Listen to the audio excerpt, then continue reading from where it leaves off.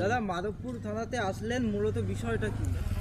বিষয়টা বলতে গত 8 মাস আগে, 8 থেকে 9 মাস হবে, আমার গ্রামে এবং একটা তৃণমূলের সভা হয়, কর্মী সভা। তারপরেই আমি রাস্তায় বসে থাকি এবং ক্যানিং পূর্বের বিধায়ক শওকত মোল্লা তিনি যায় আমার গ্রামে।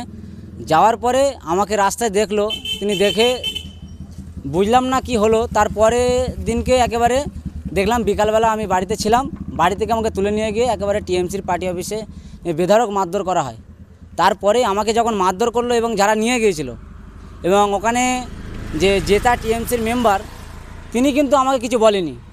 তানার সঙ্গে যারা ঘোরে তারা আমাকে বাড়ি থেকে তুলে নিয়ে গিয়ে মারধর করেছে এবং ইনজুরি রিপোর্ট সেটাও কিন্তু আমি জমা দিয়েছিলাম এবং ডিসি অফিসেও সেই কেসটা করেছিলাম। ডিসি অফিসের অফিসাররা গিয়ে কিন্তু কেসটা করেছিল। ওরা বলছে যে তুই এলাকাতে থাকবি, এলাকায় খেটে খেতে হবে। একটাই কথা ওদের, যে তুই মিডিয়া করবি কেন বা তুই 4 চাকা গাড়ি নিয়ে ঘুরে বেড়াবি কেন, আমরা লেদার কমপ্লেক্সে খেটে খাবো, এমন ভাষায় বলে আর আমাকে মারধর করছিল। তারপরে যারাই মারধর করেছে তাদের নামে আমি কেস করেছিলাম। তখন চন্দননগর থানা ছিল, এখন কেটে সেটা মাধবপুর থানা হয়েছে। আজকে সেই কেসে জামিন দিতে আসলাম এবং আজকে ডিজিটাল মিডিয়ায় কাজ করতে গেলে খুব ভয়ের সঙ্গে বা আতঙ্কের সঙ্গে কাজ করতে হচ্ছে। দিনের পর দিন হয়তো ভাঙড়ে থানাটা বেড়ে উঠছে, কিন্তু সেই আতঙ্কই থেকে যাচ্ছে। আমাকে বাড়ি থেকে যখন তুলে নিয়ে গিয়ে মারধর করলো, থানা ডিসি অফিস থেকে অফিসাররা গিয়েছিল সেই লালমনি হসপিটালে গিয়ে, তারা কিন্তু রিপোর্ট দেখলো যে কতটা আমি ইনজুরি ছিলাম কি না।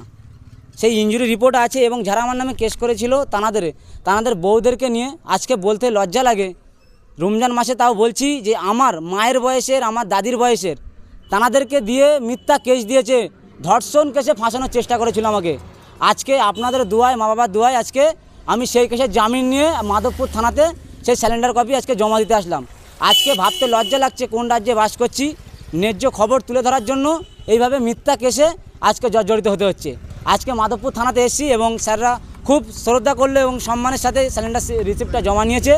এবং আগামী দিন আপনাদেরকে বলবো ভাবতে, যে এইভাবে সত্য খবর করার জন্য মিথ্যা কেস খেতে হচ্ছে, তারপরেও আপনাদের পাশ থেকে আমি কিন্তু নড়ে যাচ্ছি না।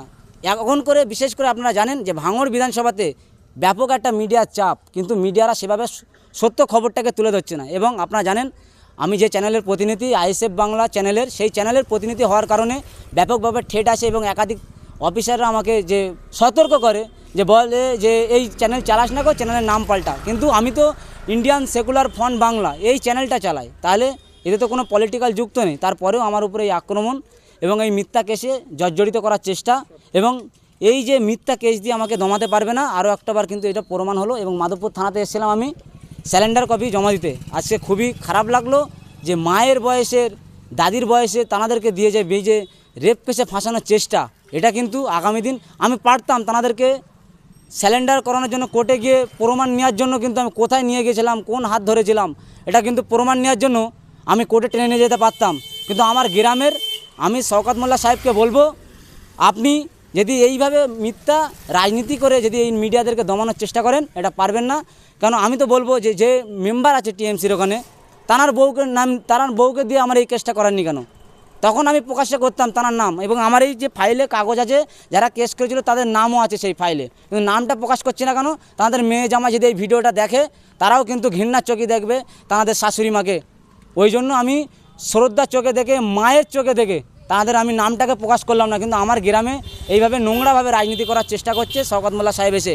আমাকে যখন টাকা দিয়ে কিনতে পারছে না, তখন এইভাবে মিথ্যা কেস দিয়ে জড়ানোর চেষ্টা করছে, কিন্তু দমাতে পারবে না। আগামী দিন 26শে বিধানসভা ভোটের আগে এই কিন্তু হকের প্রতি লড়াই থাকবে, এটা কিন্তু আপনাদেরকে জানিয়ে দিলাম মিডিয়ার মাধ্যমে। আপনার নাম?